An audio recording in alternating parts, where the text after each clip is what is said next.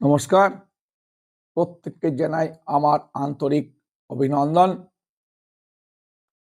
আজকে অনুষ্ঠান শুরু করার আগে প্রথমে সৌরমণ্ডলের অবস্থার পরিস্থিতিটা নিয়ে কিছুটা কথা বলি। কেমন যাবে ২০২৪ মিথুন রাশির? এই মিথুন রাশির পক্ষে এখন একাদশে বসে আছে বৃহস্পতি, দশম ঘরে বসে আছেন রাহু, নবম ঘরে ভাগ্যস্থানে বসে আছেন মূল ত্রিকোণপতি শনি এবং কেতু বসে আছেন তার চতুর্থ গৃহে। এটা হচ্ছে আমাদের বর্তমান সৌরমণ্ডলের পরিস্থিতি। এই অবস্থা থাকলে এই মিথুন রাশির পক্ষে এবছরটা কেমন যেতে পারে, অর্থাৎ ২০২৪ সালটা কেমন যাবে সেই বিষয় বলতে যাচ্ছি। তার আগে বলি, যদি আমার এই অনুষ্ঠানটা দেখে আপনাদের ভালো লাগে অবশ্যই একটা লাইক করে দেবেন এবং যারা দেখছেন আমার অনুষ্ঠানটা এখনো, আমার এই ইউটিউব চ্যানেলটা এখনো সাবস্ক্রাইব করেননি, তাদের বলবো অতি অবশ্যই আপনারা আমার এই ইউটিউব চ্যানেলটাকে সাবস্ক্রাইব করে রাখবেন। এবার বলি, এই একাদশে বৃহস্পতি এবং দশম ঘরে রাহু, তাহলে আপনার চাকরি ক্ষেত্র নিয়ে কোনো রকম বাধা বিপত্তি হতে পারে না। আয় দ্বিগুণ থেকে আরো বেশি বাড়তে পারে, সম্পদ কিছু ক্রয় করতে পারেন, বা যারা ব্যবসা করেন, বিদেশে রপ্তানি করেন, তাদের পক্ষে কিন্তু এবছরটা ভীষণ ভালো। যারা হোটেল ব্যবসায়ী বা কোনো ম্যানেজমেন্টাল ডিপার্টমেন্টে রয়েছেন তাদের পক্ষেও খুব ভালো, এবং যারা অর্থনৈতিক কোনো কারবার করেন, এলআইসি অর্থাৎ জীবন বীমা, ব্যাংক, এদের ক্ষেত্রে কিন্তু একটা আপনার আয়ের ক্ষেত্রে সুবর্ণ সুযোগগুলো এসে যাবে। এবার আমাদের আসতে হবে ব্যয় কেমন হতে পারে আপনার। ব্যয়াধিপতি বসে আছে ষষ্ঠে এবং যাবে আপনার সপ্তম গৃহে, অর্থাৎ এই ব্যয়াধিপতি মাঝে মাঝেই কিন্তু আপনাকে বেশ কিছুটা ট্রাবলের মধ্যে রাখবে।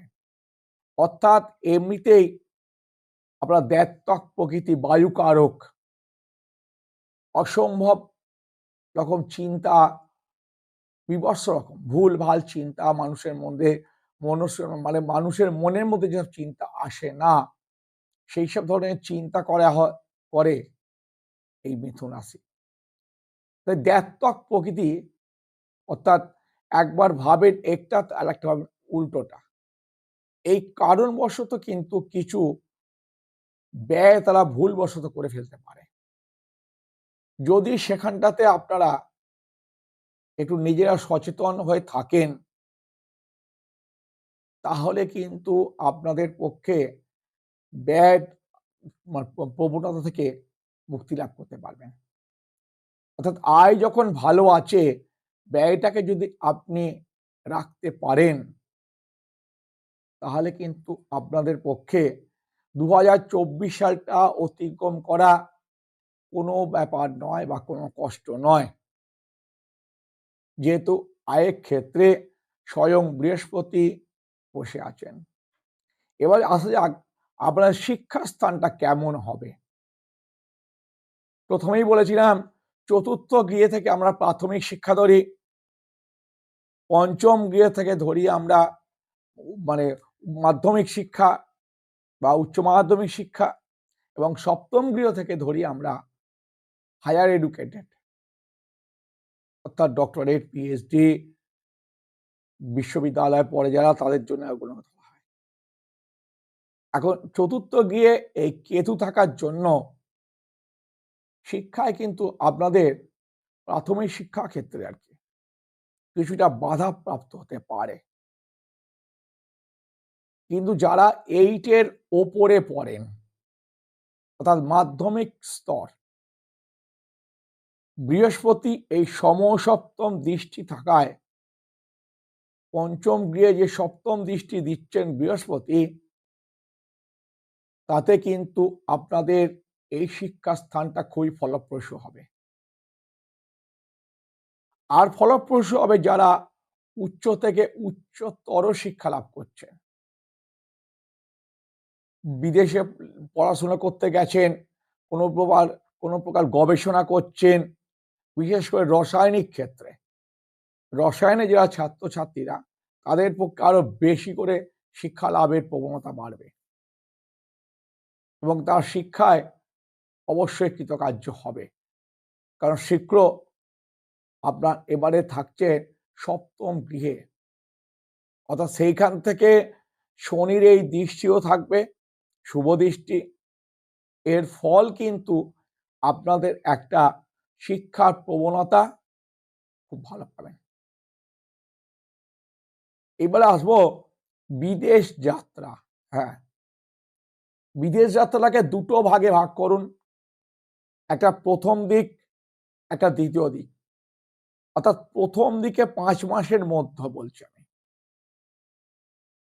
অর্থাৎ মে মাস, মে মাসের শেষ অংশ বা জুনের প্রথম অংশ অবধি কিন্তু আপনাদের একটা প্রবল প্রবণতা থেকে যাবে বিদেশে কোনো কর্ম বা শিক্ষার যোগাযোগ। অবশ্য সেটা জুলাই মাসের মানে শেষ দিক থেকে বেশ কিছুটা প্রবণতা কমতে আরম্ভ করবে। আপনাদের যা করতে হয়, বিদেশে যদি শিক্ষা লাভ করতে যান বা কর্মক্ষেত্রে যান, তাহলে অবশ্যই এই বছরের প্রথম দিকটাই করে নেবেন। এইবার বলবো আপনাদের মানে আয়ক্ষেত্র, ওই ভাগ্যক্ষেত্র, শনি মূল ত্রিকোণ অবস্থায় রয়েছে। এই শনিটা কিন্তু ভাগ্যস্থানে থাকায় আর এবং এবছরটা 2024 সাল একটা ম্যাজিক্যাল ইয়ার তৈরি হয়েছে। অর্থাৎ এই 2024 সালটাকে যদি যোগ করেন, যোগফল এসে দাঁড়ায় 8। এই 8টা কিন্তু শনির একটা ম্যাজিক্যাল নম্বর। এই শনির শুভভাবস্থ অবস্থা এবং এই ম্যাজিক্যাল অক্ষর একসঙ্গে থাকায় মিথুন রাশির পক্ষে মনের দিক থেকে একটা বড় কষ্ট বা বেদনার সৃষ্টি হতে পারে। আপনাদের শারীরিক ক্ষেত্র, বিশেষ করে যাদের বাত আছে, বাতের প্রবণতা অত্যধিক বাড়তে পারে। যাদের বুকে সর্দি জমা, অ্যাসমা বা হাঁপানি এসব যাতে কোনো রোগ আছে, সেই রোগের বৃদ্ধি পেতে পারে এবং আপনার মাতা পিতার শরীর নিয়েও আপনার ব্যস্ত থাকতে হতে পারে। তাদের শরীর খারাপ হতে পারে, এমনকি পর্যায়ক্রমে আপনাদের কারোর বিয়োগও হতে পারে। অবশ্যই এটা একটা প্রবণতা, তার মানেই যে এটা হবে এটা বড় কথা নয়। এবার আসছি প্রেম বা বিবাহ ক্ষেত্র। প্রেমের ক্ষেত্রে কিন্তু মিথুন রাশি খুব সচেতন। তারা সব সময় বিচার বিবেচনা করে প্রেমের সম্বন্ধে। এই দ্ব্যর্থক প্রকৃতির রাশি, বুধ কারক, অর্থাৎ বুধের জাতক, এরা বুদ্ধি এদের প্রচন্ড বেশি থাকে স্বভাবগতভাবেই, কিন্তু শিশুসুলভ বাচ্চাদের মতো বুদ্ধি থাকায় বেশ কিছু ক্ষেত্রে এরা ভুল ভ্রান্তি স্বীকার করেন। যারা 2022-23 সালে প্রেমে পড়ে থাকতে পারেন, তাদের কিন্তু এবছর প্রেমে বিঘ্ন ঘটতে পারে, বাধা সৃষ্টি হতে পারে, বিবাহ ক্ষেত্রে কিন্তু একটা অসুবিধার কারণ হয়ে দাঁড়াতে পারে। কোনো প্রস্তাবে সবথেকে সাড়া দেবেন না, চিন্তা ভাবনা করে কথা বলবেন, নালে কিন্তু বিবাহ বা প্রেম বিষয়ে আপনাদের কিছুটা অসুবিধার কারণ হয়ে দাঁড়াতে পারে।